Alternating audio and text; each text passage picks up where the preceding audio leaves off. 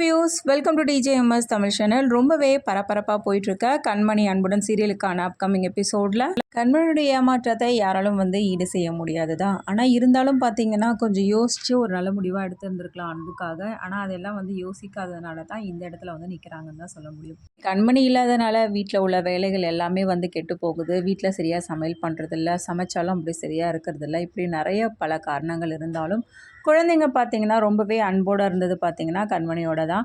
So அவங்களுமே ரொம்ப miss பண்ணுவாங்க இல்லையா. அதனால் என்ன பண்ணுறாங்க, குழந்தைங்களும் கண்மணியை பார்க்குறதுக்காக வீட்டுக்கு வராங்க. 2 பேருமே அவங்களோட சமையல் எந்த அளவுக்கு மிஸ் பண்ணுறோம், நீங்கள் எல்லாமே எங்களுக்கு இருக்கவே பிடிக்கல, நீங்கள் போனதும் சித்தப்பாவும் வீட்டை விட்டு கிளம்பிட்டாரு, சித்தப்பா சித்தி 2 பேருமே இல்லாதனால எங்களுக்கு ரொம்ப கஷ்டமாக இருக்குது அப்படின்னு சொல்லிட்டு எவ்வளோ விஷயங்கள் குழந்தைங்கள் சொல்லிட்டு இருக்காங்க கண்மணி கிட்ட. அது மட்டும் இல்லாமல் உங்களோட சமையலை சாப்பிட்டதுக்கு அப்புறமா அம்மாவோட சமையல் பிடிக்கவே மாட்டேங்குது, அவங்க நல்லாவும் சமைக்க மாட்டேன்றாங்க, சாப்பிடாம தான் வந்தோம் தெரியுமா சித்தி அப்படின்னு சொல்லிட்டு என்ன பண்ணுறாங்க 2 பேரும் சொல்லிட்டு இருக்காங்க. இதை கேட்டதும் ரொம்பவே பதறி போன கண்மணி என்ன பண்ணுறாங்க, சாப்பாடு எடுத்துகிட்டு ஊட்டி விடுறாங்க குழந்தைங்களுக்கு. என்னதான் ஸ்பெஷலாக செய்கிறீங்கன்னு தெரியல சித்தி அப்படின்னு சொல்லிட்டு ஒரு பக்கம் பையனும் சொல்ல, இன்னொரு பக்கம் மயூரியும் சொல்லிட்டு இருக்காங்க. ஆமாம், உங்களோட சமையல் என்னதான் ஸ்பெஷல் இருக்குன்னு தெரியல, அவ்வளோ டேஸ்ட்டாக இருக்குது. சமையலை சாப்பிட்டதுக்கு அப்புறமா வீட்டில் சமைக்கிற சாப்பாடு சுத்தமாக பிடிக்கவே இல்லை சித்தி அப்படின்னு சொல்லிட்டு ஒரு பக்கம் சொல்லிட்டு இருக்காங்க. இதை கேட்டதும் கண்மணி வாயை திறந்து கூட பேச முடியும். குழந்தைகளுக்கும் வயிறார ஊட்டி விடுறாங்க. எப்போ சித்தி நீங்கள் வீட்டுக்கு வருவீங்க, சீக்கிரமாக வீட்டுக்கு வாங்க சித்தி, நீங்கள் எல்லாமே எங்களுக்கு பிடிக்கவே இல்லை அப்படின்னு சொல்லிட்டு 2 குழந்தைங்களும் பேசிகிட்டு இருக்காங்க. இதை பார்த்து அவங்க அம்மாவும் சித்தியும், இங்கே பாரு கண்மணி, பெரியவங்க 1000 தப்பு பண்ணியிருக்கலாம், ஆனால் இந்த குழந்தைங்க என்ன பண்ணுவாங்க சொல்லு, உண்மையான அன்பை எதிர்பார்த்து தானே வந்திருக்காங்க, அந்த குழந்தைங்களுக்காகவாவது நீ போகலாம்லம்மா அப்படின்னு சொல்லிட்டு சொல்ல, அதுக்கப்புறம் முறைக்க ஆரம்பிக்கிறாங்க. நிறைய புத்திமதிகள் சொல்லி அனுப்புகிறாங்க குழந்தைங்களுக்கு. இங்கே பாருமா, வீட்டில் தெரியாமல் வரக்கூடாது, ரொம்ப தப்பு, அம்மாவுக்கு தெரியாமல் வர்றது அதுவும் மிகப்பெரிய தப்பு, இந்த மாதிரிலாம் பண்ணக்கூடாது சரியா, வீட்டில் சமைச்சு கொடுக்கறது எதுவாக இருந்தாலும் சாப்பிடணும். கண்மணி என்ன பண்ணுறாங்க, பசங்களுக்கு அட்வைஸும் பண்ணிகிட்ருக்காங்க. அப்போ சித்தி நீங்கள் இங்கே வரமாட்டிங்களா இப்போது அப்படின்னு சொல்லிட்டு கேட்க, அதெல்லாம் பார்க்கலாம்ப்பா, நீ இப்போ கிளம்பு அப்படின்னு சொல்லிட்டு என்ன பண்ணுறாங்க, சமாதானப்படுத்தி அனுப்புகிறாங்க 2 குழந்தைங்களையும். பேசிட்டு போனதுக்கப்புறமா கொஞ்ச நேரத்துலேயே சிவகாமி அம்மா வராங்க. இவங்களை பார்த்துட்டு பயங்கர கோபத்தோடு இருக்க கண்மணி, எதுக்காக இப்போ இங்கே வந்திருக்கீங்க அப்படின்னு சொல்லிட்டு கேள்வி எழுப்ப, இதை காவேரியும் அவங்க சித்தியும், என்னடி பேசிகிட்டு இருக்க கண்மணி, ஏன் இப்படிலாம் நடந்துக்கிற அப்படின்னு சொல்லிட்டு கேட்க, வேற என்னம்மா பேச சொல்கிறீங்க, எதுக்காக இப்போ இவங்க இங்கே வந்திருக்காங்க அப்படின்னு சொல்லிட்டு கேள்வி மேலே கேள்வி கேட்க ஆரம்பிக்கிறாங்க. கண்மணி, நான் உன்னை இங்கே பார்க்க வரக்கூடாதாமா அப்படின்னு சொல்லிட்டு சிவகாமி அம்மா கேட்க, வரக்கூடாது தான், நீங்கள் எதுக்காக என்னை பார்க்க வரணும், உங்களுக்கும் எனக்கும் என்ன சம்மந்தம் இருக்குது அப்படின்ற மாதிரி பேசுறதை காட்டி ஒன்றுமே புரியல சிவகாமி அம்மாவுக்கு. கண்மணி, என்னடி பேசிகிட்டு இருக்க அப்படின்னு சொல்லிட்டு அவங்க அம்மா கேட்க, நீங்கள் கொஞ்ச நேரம் அமைதியாக இருக்கீங்களாமா, நான் தானே பேசிகிட்டு இருக்கேன், பார்க்கத்தனமா வந்திருக்காங்க, அப்ப நானே பேசிக்கிறேன், நீங்க கொஞ்ச நேரம் அமைதியா இருக்கீங்களா அப்படின்னு சொல்லிட்டு பேச ஆரம்பிக்கிறாங்க.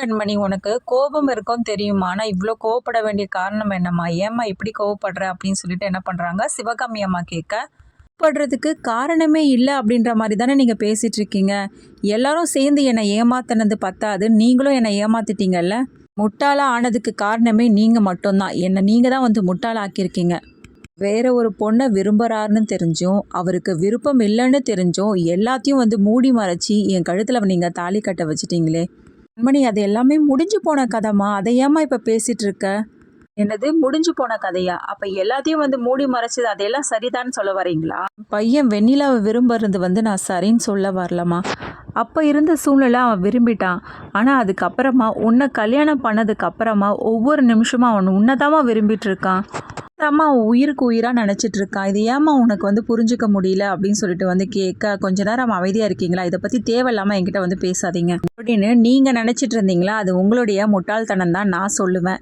இப்போவும் உங்கள் பையன் உங்களுக்காக யோசிச்சுட்டு தான் நடிச்சிட்டு இருக்காரு, அதனால் எல்லாத்தையுமே தெளிவாக புரிஞ்சுக்கிட்டு அதுக்கப்புறமா எதுவாக இருந்தாலும் சொல்லுங்கள் சரிங்களா அப்படின்னு சொல்லிட்டு என்ன பண்ணுறாங்க, கோபத்தோட கண்மணி பேச, சரி ஓகே எல்லாம் பேசிட்டீங்கல்ல, இப்போ இங்கேருந்து கிளம்பலாம்ல அப்படின்னு சொல்லிட்டு கேட்க, இதை பார்த்து சிவகாமி அம்மாவுக்கு ஒன்றுமே புரியல. இதையும் எடுத்து சொல்கிறாங்க, கண்மணி நீ பேசுறதுலாம் தப்புமா, என்னதான் இருந்தாலும் இப்படிலாம் பேசக்கூடாது அப்படின்னு சொல்லிட்டு, நான் இப்போ தாம்மா தெளிவாக இருக்கேன், இப்போ தான் நான் தெளிவான முடிவு எடுத்திருக்கேன், அதனால் நான் பேசுகிறதும் கரெக்டான விஷயந்தான், இந்த விஷயத்தை பற்றி இந்த வீட்டில் இனிமேல் வேறு யாருமே பேசக்கூடாது அப்படின்னு சொல்லிட்டு ரொம்பவே ஸ்ட்ரிக்டாக சொல்லிட்டு கோபத்தோடு கிளம்பிடுறாங்க. கண்மணி, நான் போகிறதுக்கு முன்னாடி ஒரே ஒரு விஷயத்த மட்டும் உங்ககிட்ட சொல்லிட்டு போகணும்னு நினைக்கிறேன், என் உயிருக்கு உயிரா உன்னதாமா விரும்பிட்டு இருக்கான். அதை வந்து நீ கூடிய சீக்கிரமே புரிஞ்சுக்கிற நாள் வரும். அதுக்காக நான் காத்துட்டு தான் இருப்பேன் அப்படின்னு சொல்லிட்டு சொல்றாங்க. ஒரு பக்கம் சிவகாமி என்ன பண்றாங்க, காவேரி கிட்ட வந்து பேச ஆரம்பிக்கிறாங்க. நான் கிளம்புறேன், கண்மணிக்கு மட்டும் கொஞ்சம் எடுத்து புரிய வைக்க பாருங்க அப்படின்னு சொல்லிட்டு சொல்றாங்க. என்னை மன்னிச்சிடு சிவகாமி, கண்மணி பேசுறத என்னால் வந்து தடுக்கவும் முடியல. அவள் ரொம்பவே கோவத்தோட இருக்கா. இருந்தாலும் அவள் பேசுனதுன்னா தப்பு தான், அதுக்காக நான் உங்ககிட்ட மன்னிப்பு கேட்டுக்கிறேன் அப்படின்னு சொல்லிட்டு சொல்ல, என்ன நீ போய் என்கிட்ட மன்னிப்பு கேட்டிருக்கலாம், அதெல்லாம் ஒன்றும் பிரச்சனை இல்லை. அவளோட மருமகளை பற்றி எனக்கு தெரியாதா? அவளோட கோவம்லாம் எத்தனை நாளைக்கு? எல்லாம் கொஞ்ச நாளைக்கு தான். சீக்கிரமே எல்லாத்தையுமே புரிஞ்சுக்கிட்டு கண்டிப்பாக வந்து உண்மையை உணர்ந்து அன்பு தன்னை தான் விரும்புகிறாங்க அப்படின்றதையும் தெரிஞ்சுக்கிட்டு கூடிய சீக்கிரமே அந்த வீட்டுக்கு வரதான் போகிறா. இதுக்கான நாளும் ரொம்ப தொலைவில் கிடையாது, கூடிய சீக்கிரமே வந்துடுவா அப்படின்ற எனக்கு நம்பிக்கையும் இருக்குது அப்படின்னு சொல்லிட்டு அங்கேருந்து கிளம்புறாங்க சிவகாமி அம்மா. சிவகாமி பார்த்து போயிட்டு வா அப்படின்னு சொல்லிட்டு என்ன பண்ணுறாங்க, அனுப்பி வைக்கிறாங்க. கிளம்புனதுக்கு அப்புறமா அவங்க அம்மா சித்தி 2 பேருமே வந்து புலம்ப ஆரம்பிக்கிறாங்க. என்னடி இவ இப்படி இருக்காளே, கொஞ்சம் கூட புரிஞ்சிக்கவே மாட்டேன்றா. எல்லாருமே இவளுக்காக யோசிச்சு வந்து தானே பேசிட்டு இருக்காங்க. ஆனால் இவ கொஞ்ச நாச்சு புரிஞ்சுக்கிட்டு கொஞ்சம் என்ன நடந்தது அப்படின்றத தீர விசாரிச்சுட்டு அதுக்கப்புறம் முடிவெடுத்துருந்துருக்கலாம்ல. இப்போ சட்டு போட்டுன்னு அவளோட வாழ்க்கையில் இப்படி முடிவெடுத்துட்டு வந்து நிற்கிறாளே அப்படின்ற மாதிரி ரொம்பவே கலக்கத்தோடு வந்து புலம்பிட்டு இருக்காங்க 2 பேருமே. ஒரு பக்கம் ரொம்பவே குடிச்சிட்டு ஆஃபீஸில் வந்து என்ன பண்ணுறாங்க, வெண்ணிலாவை பார்த்து நிறைய வார்த்தைகளால் வந்து திட்டிடுறாங்க. இது எல்லாத்தையுமே நினச்சி அழுதுட்டு இருக்காங்க வெண்ணிலாவும். அன்பு பேசின ஒவ்வொரு வார்த்தைகளும் பார்த்தீங்கன்னா முள்ளு குத்துற மாதிரி சுருக்குன்னு வந்து பேசியிருக்காரு அன்பு.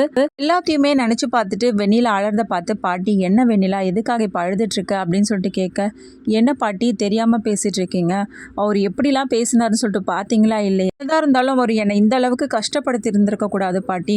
அன்பு பேசுனது எனக்கு ரொம்ப கஷ்டமாயிடுச்சு அப்படின்னு சொல்லிட்டு ரொம்பவே எமோஷனலாக வந்து பாட்டி கிட்ட வந்து சொல்லிட்டு இருக்காங்க. இதை கேட்ட பாட்டி வந்து வெண்ணிலாவை சமாதானப்படுத்துறது மட்டும் இல்லாமல், அட என்னவா நீ ரொம்ப ஸ்ட்ராங்கான கேர்ள் நினச்சா, நீ இப்படின்னா அழுதுட்ருக்க, எதனா உன்கிட்ட தெளிவாக வந்தால் பேசியிருந்தான். இல்லைம்மா, அவனுக்கே நிதானம் இல்லாமல் தான் இருந்தான். இந்த சமயத்தில் அவன் பேசினதெல்லாம் வந்து காதில் வாங்கிட்டு அதை நினச்சி குழம்பி போயிருக்க. அதெல்லாம் ஒன்றும் நினைக்காத வெண்ணிலா, சீக்கிரமே அவனோட வாழ்க்கையில் நான் ஒரு நல்ல முடிவு கட்டுறேன். அதுக்கப்புறம் அந்த அன்புவே நினச்சாலும் அந்த கண்மணியை வந்து நெருங்கவே முடியாது, அந்த அளவுக்கு நான் வழி பண்ணுறேன் அப்படின்ற மாதிரி பாட்டி சொல்கிறாங்க.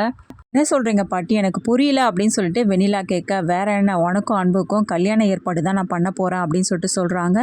இதை கேட்டதும் வெண்ணிலாவோட மனசுக்குள்ளே பயங்கரமாக சந்தோஷப்பட ஆரம்பிக்கிறாங்க. என்ன சொல்கிறீங்க பாட்டி, இதெல்லாம் நடக்குமா அப்படின்னு சொல்லிட்டு கேட்க, அம்மா வெண்ணிலா நீ தான் சொன்ன அன்பு வந்து எம்எல்ஏ தான் வந்து உயிராக இருக்காரு, இப்போ எல்லாம் வந்து அவங்க அம்மாவுக்காக நடிச்சிட்டு இருக்காரு அப்படின்னு சொல்லிட்டு இப்போ வந்து இப்படி கேட்டுட்ருக்கியே அப்படின்னு சொல்லிட்டு பாட்டி கேட்க, இல்லை பாட்டி எல்லாம் உண்மைதான் பாட்டி, ஆனால் திடீர்னு வந்து இதை மாதிரி வந்து ஒரு முடிவு எடுக்கும் போது இது யாராலையும் வந்து ஏற்றுக்க முடியாதுல்ல. அன்பு இப்போ வேற என் மேலே ரொம்ப கோபத்தோடு வேற இருக்காரு. இந்த சமயத்தில் அதெல்லாம் வந்து அவரை ஏற்றுக்கிட்டு எல்லாத்தையும் வந்து ஒத்துப்பாரா அப்படின்ற மாதிரி கேள்வி எழும்புது என் மனசுக்குள்ளே.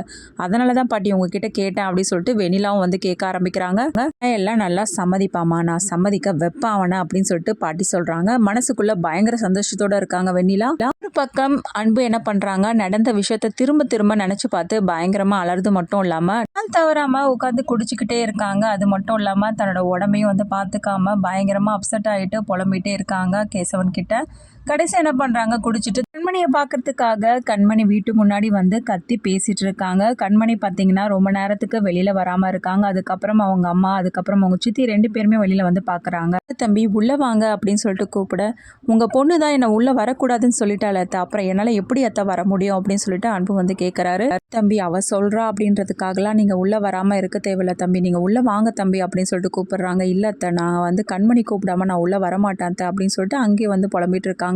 கண்மணி தம்பியை உள்ள கூப்பிடுடி அப்படின்னு சொல்லிட்டு கண்மணி கிட்ட எவ்வளோ போய் எடுத்து சொல்றாங்க. இங்க பாருமா, நீ கொஞ்ச நேரம் அமைதியா இருக்கே, அதெல்லாம் ஒன்றும் தேவையில்ல அப்படின்னு சொல்லிட்டு பயங்கரமா கடுப்பாகி வந்து பேசுறாங்க. வெளியில நின்னபடியே ஃப்ரெண்ட்ஸோட சேர்ந்துட்டு குடிச்சிட்டு என்ன பண்றாங்க, டான்ஸ் ஆடிட்டு இருக்காங்க. நம்ம அன்பு சவுண்டா இருக்கே அப்படின்னு சொல்லிட்டு என்ன பண்றாங்க, வெளியில வந்த கண்மணி அன்புவை பார்த்து பயங்கரமா கடுப்பாகி போறாங்க. என்ன பேசுறதுனே புரியல கண்மணிக்கு. என்னை புரிஞ்சுக்கோடி, நான் உன்னை தாண்டி விரும்புகிறேன் அப்படின்னு சொல்லிட்டு அன்பு எவ்வளோதான் எடுத்து சொல்லி புரிய வச்சாலும் வந்து எதுவும் வந்து கண்மணியோட மனசுக்குள்ளே எட்டாமல் போயிடுது. ரொம்ப நேரத்துக்கு சாப்பிடாம அங்கேயே வந்து நல்லா தெளிவில்லாமல் டான்ஸ் ஆடிட்டு இருக்காரு. அதனால மயக்கம் ஏற்பட்டு கீழே விழற சூழ்நிலை ஏற்படுது. இதை பார்த்து என்ன பண்ணுறாங்க, கண்மணி வந்து அதிர்ச்சி ஆகி போகிறாங்க. இந்த சமயத்தில் கேசவன் வந்து என்ன பண்ணுறாங்க, அன்பு வந்து சரி வாங்க சார், என்ன சார் இங்கே தான் இருக்கீங்களா அப்படின்னு சொல்லிட்டு கூட்டிகிட்டு போகிறாங்க. எல்லா விஷயங்களையும் பற்றி யோசித்து பார்த்து நம்ம அன்பு மேலே எந்த தப்புமே இல்லை அப்படின்றத உணர்ந்து அதுக்கப்புறமா அன்புக்கிட்ட போய் பேசுகிறாங்களா, எல்லா விஷயங்களையும் பேசி அன்பு கூட வந்து சேர்றாங்களா, இல்லை அவர் மேலே தான் முழு தப்புமே இருக்குது, நம்ம எந்த ஒரு தப்புமே செய்யலையே, அப்புறம் எதுக்காக நம்ம இறங்கி போய் அவர்கிட்ட வந்து பேசணும் அப்படின்னு நினச்சிக்கிட்டு வீட்டிலேயே இருந்துடுறாங்களா கண்மணி. இது எல்லாமே தெரிஞ்சுக்கலாங்க. அதுக்கு மறக்காம நம்மளோட சேனலை வந்து சப்ஸ்கிரைப் பண்ணிக்கோங்க. கூடவே இருக்க அந்த பெல் ஐக்கனும் கிளிக் பண்ணிவிடுங்க. அப்போ தான் நான் போடுற அடுத்தடுத்த வீடியோஸ் உங்களுக்கு நோட்டிஃபிகேஷனில் வரும். ஓகே வியூஸ், தேங்க்ஸ் ஃபார் வாட்சிங் திஸ் வீடியோ.